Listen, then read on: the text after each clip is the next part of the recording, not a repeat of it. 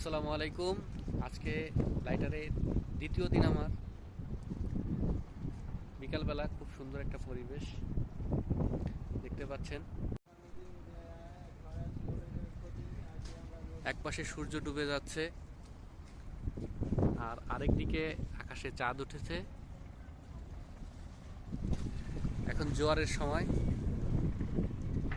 দেখুন কিভাবে ঢেউগুলো এসে আছড়ে পড়তেছে।